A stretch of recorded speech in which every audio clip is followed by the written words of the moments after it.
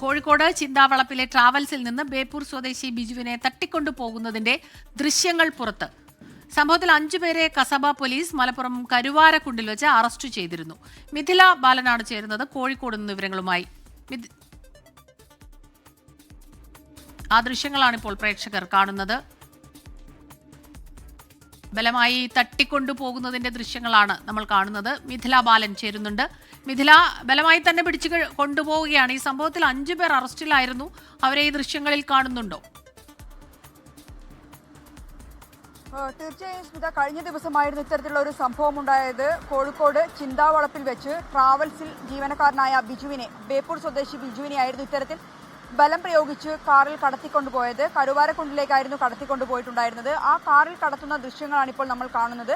ബലം പ്രയോഗിച്ചാണ് ഈ ബിജുവിനെ ഈ കാറിനകത്തേക്ക് കയറ്റുന്നത്. ബിജു കരയുന്ന ശബ്ദമെല്ലാം തന്നെ അതിലുണ്ട്. മാത്രമല്ല, ഈ തട്ടിക്കൊണ്ടുപോകുന്ന ആളുകൾ മർദ്ദിക്കുന്ന വിഷ്വലും ഈ ഒരു ദൃശ്യങ്ങളിലുണ്ട്. അത് നമുക്ക് ആ ദൃശ്യങ്ങളിൽ കാണാൻ കഴിയുന്നുണ്ട്.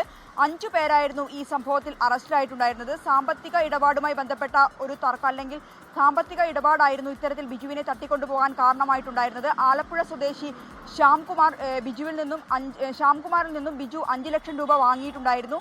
ഇത് ചോദിച്ച് പലപ്പോഴായി ബിജുവിൻ്റെ അടുത്ത് എത്തിയിട്ടുണ്ടായിരുന്നു. എന്നാൽ അത് ബിജു നൽകിയില്ല എന്നാണ് ശ്യാം പോലീസിന് നൽകിയ മൊഴി. പക്ഷേ ഇതിൽ കൂടുതൽ അന്വേഷണം ഇപ്പോൾ നടക്കുകയാണ്.